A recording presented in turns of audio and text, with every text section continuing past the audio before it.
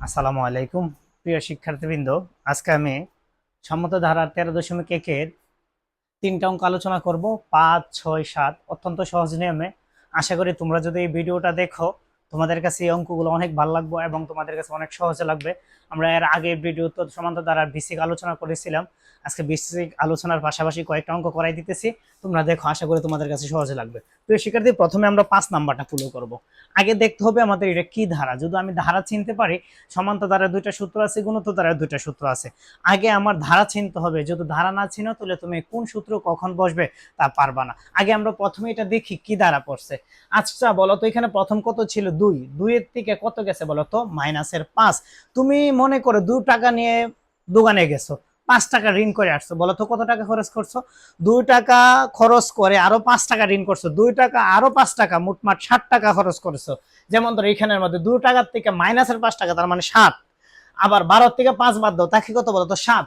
আবার 19 থেকে 12 বাদ দাও, তাকে কত? 7। আমি তোমাদেরকে আগেই বলছিলাম, যদি কোনো ধারার বিয়োগফল সমান হয়, কোনো ধারার বিয়োগফল সমান হলে তখন এটা কি দ্বারা হয়? সমান্তর দ্বারা হয়। আমাদের বলছে সাধারণ অন্তর কত এবং 12তম পদ কত। আগে বলো তো তোমরা 5 নাম্বার অঙ্ক এটা কি দ্বারা? আগে লিখবা এটি একটি সমান্তর ধারা, তোর ধারা। বলো তো যার প্রথম পদ, যার প্রথম পদ। বলো তো প্রথম পদ কত? প্রথম পদ সবসময় এদা লিখতে হয়। প্রথম পদ হইছে 2। সাধারণ অন্তর, সাধারণ অন্তর, অন্তর মানে হইছে বিয়োগফল। অন্তর দ্বিধা প্রকাশ করা হয়। দ্বিতীয়টা মাইনাস, প্রথমটা দেখো দ্বিতীয়টা এমনি মাইনাসের, -5 মাইনাস প্রথমরা -2। তোমরা বলো তো মাইনাসের কত বেরিয়েছে? -7। -5 এবং -2 হইলো কত বলো তো? -7। আমাদের প্রথম উত্তর হয়ে গেছে সাধারণ অন্তর কত। দেখো সচরাচর অনেক স্টুডেন্ট ভুল করবে, কি দ্বারা 5 থেকে 2 বাদ দিয়ে দিবে, কিন্তু এখানে চিন্তা করতে হবে 2 সে প্লাসের, 5 হইছে মাইনাসের। 2 এর থেকে -5 যাইতে গেলে, 2 এর থেকে -5 যাইতে গেলে, যেমন ধরো আমরা 2 এর থেকে -5 যাই, 2 এর থেকে 1, 2 এর থেকে কমছে 1 এ গেছে, 1 এর থেকে কত বলতো? এখানে 2 আর 1, আর আমাদের 1 থেকে কত পর্যন্ত বলতো? 5 পর্যন্ত। 5টা আর এখানে 2টা, 5 আর 2 কত বলতো? 7। আমাদের বিয়োগফল কত হবে বলতো? 7। এই ধারার মধ্যে বিয়োগফল কত বলতো? 7। তাই এটা একটি কি ধারা? সমান্তর ধারা। আমাদের বলছে কততম পদ বের করতাম বলতো? 12তম পদ। 12তম পদের সূত্র কি বলতো? 12তম পদের সূত্র সমান্তর ধারার আমরা তম পদের সূত্র শিখছি। n তম পদ, n তম পদের সূত্র কি বলতো? a plus n minus 1 into D. আমরা এই 12তম পদের সূত্র হয়েছে এটা। a প্লাস আমাদের বলছে কততম? 12তম। n থাকলে n, 20 থাকলে 20, 12তম বলছে, তার জন্য a plus 12 minus 1 into D. আচ্ছা, এর মান কত পাইছি আমরা বলো তো? 2। দেখো বসাইছি, 12 থেকে 1 গেলে থাকবো কত বলো তো? 11। আর ডির মান কত পাইছি বলো তো? -7।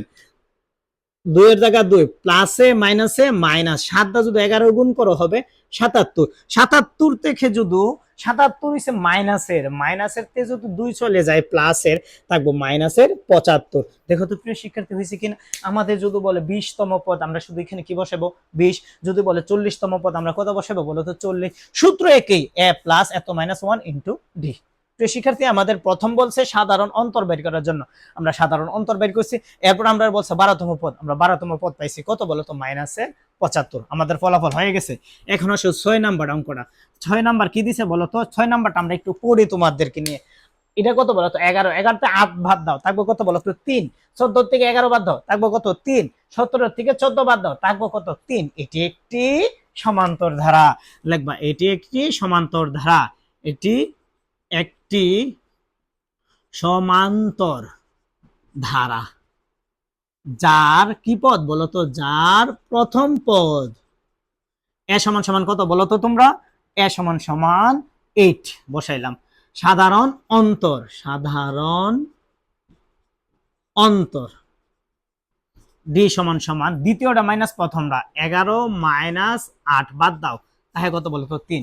আমরা সাধারণ অন্তর পাইছি। এখন বলছে দাঁড়ার কোন পদ 392? আমরা কি জানি কোন পদ? জানলে কি আমরা এখানে এইভাবে দিত বাইর করার জন্য?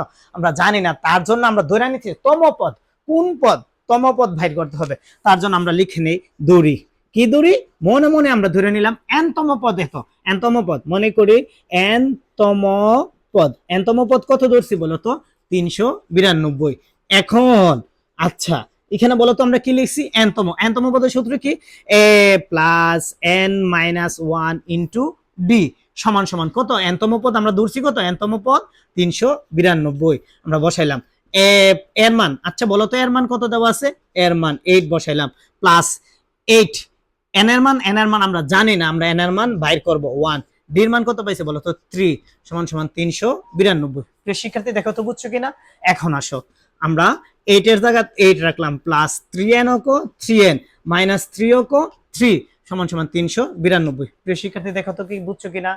এখন আসো আমরা 8 এর থেকে 3 বাদ দাও, থাকবে হচ্ছে 5 প্লাস 3n সমান সমান 392।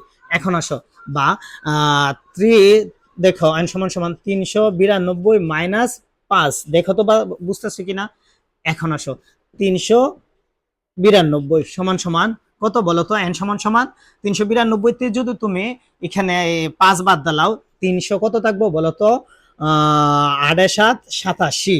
এখন n সমান সমান, প্রিয় শিক্ষার্থী উপর হবে 387 ভাগ 3, 3 দা ভাগ করবা 387 রে,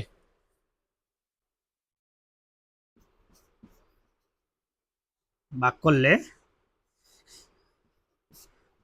3 দোকানে 6 থাকবো, এখানে 2 এখানে থাকবো 7, 3 নং 27 129 হবে। সুতরাং n সমান সমান 129। প্রিয় শিক্ষার্থী আমাদের nতম পদ মানে কততম পদ আমাদের বলছে 392, আমরা উত্তর পাইছি 129তম পদ কত বলো তো 392 হবে আমাদের উত্তর। আবার বলতেছি এটি একটি সমান্তর দ্বারা, আমরা কেমনে বুঝলাম, কারণ সমান্তর দ্বারার বিয়োগফল সবসময় কি থাকে বলতো সমান থাকে। এখন আমরা যার প্রথম পদ এর সমান সমান 8 সাধারণ অন্তর মানে বিয়োগফল, আমরা এইভাবে এনতম পদ ধরে নিছি, কারণ এটার মান আমরা জানি না তার জন্য ধরে নিছি এনতম পদ। এনতম পদের সূত্র কি, a plus n minus 1 into D. এখন আসো এর মান 8 n মাইনাস 1, n-1 ডি এর মান আছে, ডি এর মান বসাইছি 3, 8 এর জায়গা 8 3n অকো 3n 3 অকো 3।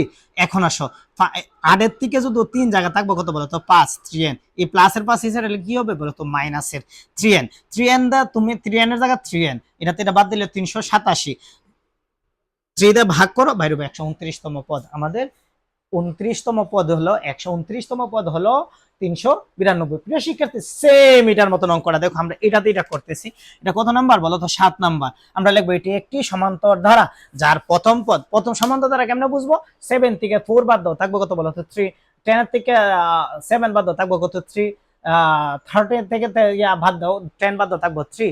তার জন্য এটা আমরা বলতে পারি এটি একটি সমান্তর ধারা যার প্রথম পদ বলো তো তোমরাই কত, এ সমান সমান 4, সাধারণ অন্তর দ্বিতীয়টার থেকে প্রথমটা বাদ দিবা 7 মাইনাস 4 সমান সমান 3। প্রিয় শিক্ষার্থীরা আশা করি তোমরা বুঝতেছো। এনতম পদ আগে ছিল কত বলো তো, এনতম পদ আগে ছিল 392, এখন হয়েছে 301। দেখো তো বুঝতেছো কিনা, আমরা শুধু জায়গা জায়গা পরিবর্তন করে দিতেছি, খালি মানটা পরিবর্তন করতেছি। দেখো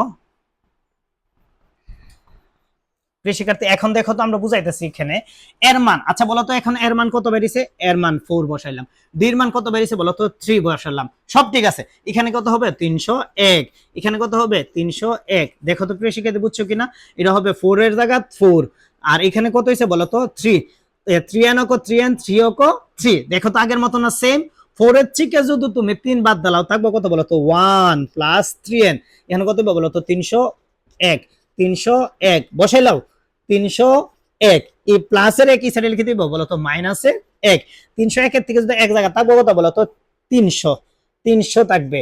300 রে তুমি এখন কত দা ভাগ করবা বলতো 3 দা, 300 ভাগ 3 সমান সমান 100। প্রিয় শিক্ষার্থী দেখো তো অত্যন্ত সহজ না, শুধু সংখ্যাগুলো চেঞ্জ করবো। আমি যদি তোমাদের এইরকম একটা অঙ্ক দিয়ে দিই তোমরা করতে পারবা না, আমি একটা অঙ্ক দিয়ে দিতেছি তোমরা করতে চেষ্টা করবা। 7 plus 10 3 plus plus dot dot dot dot কোন পদ 160 নির্ণয় করো। প্রিয় শিক্ষার্থী আমি তোমাদেরকে একই রকমের 3টা অঙ্ক বুঝাইতে চেষ্টা করছি, করার পরে তোমাদেরকে আমি একটা অঙ্ক দিয়ে দিছি, তোমরা এটা করবা, আগে বলবা এটা কি দ্বারা, এরপর এটা কোন পদ বাইর করতে বলছে, এত প্রিয় শিক্ষার্থী সেম একই রকম, খালি সংখ্যাটা চেঞ্জ করবা, তোমরা পারবা না। আশা করি তোমরা এটা পারবা, তোমাদের কাছে সমান্তরাল দ্বারা অত্যন্ত সহজে লাগবে। তোমরা এই ভিডিওগুলো দেখবা আর অঙ্কগুলো করবা, আমার চ্যানেলটাকে সাবস্ক্রাইব করবা। আশা করি সামনে তোমাদেরকে আরো অন্য নতুন অঙ্ক সহজ নিয়মে করাইয়ে দিব। আশা করি তোমরা বুঝবা। ধন্যবাদ প্রিয় শিক্ষার্থী।